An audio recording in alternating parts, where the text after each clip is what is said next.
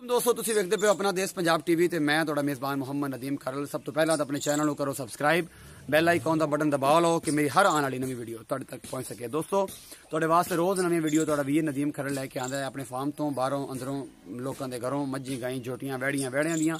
अज भी तुहाडे वास्ते जी वीडियो लैके आया कि मेरे बड़े प्यारे दोस्त मेरे मोहसन और जनाब भाई इकबाल साहब ने जनाब अहमदपुर सियाल तो जनाब तशरीफ लाए ने जंग तो सुल्ताने बाहू के डेरे के नाल अगले पास 20 किलोमीटर उन्होंने घर है। उन्होंने गां कल मैं एक वीडियो पाई थी छोटी गां मैडम उनका नाम रखिया सी। मैडम कैमरामैन साहब खाओ डाले में ला दी गई है वो लैके जा रहे हैं अपने घर नूं।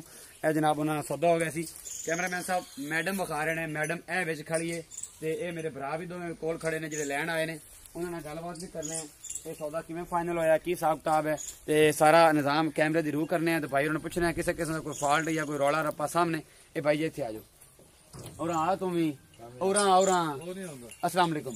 इकबाल भाई की हाल चाल? ठीक ठाक तबीयत से ठीक है?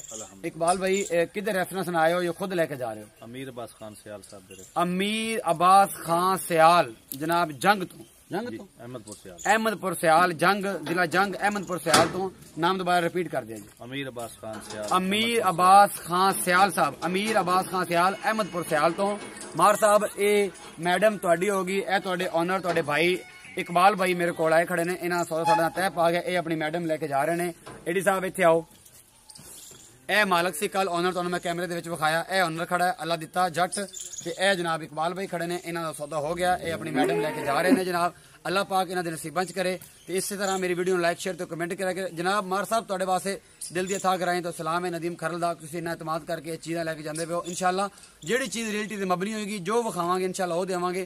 किसी किस्म का कोई वादा घाटा जनाब मार साहब दस्सिया तुसीं ठीक है सब जो चीज़ विखाई वही मिली है बिल्कुल जी वही मिली है। अल्लाह पाक इन्होंने भी खुश रखे इन्हों की अमानत है इन्हों को अल्लाह पाक ध्यान नाल ते अपनी अमान च लैके जावे। अपना बहुत सारा ख्याल रखिया जे मिलते हैं अगली वीडियो अल्लाह निगहबान।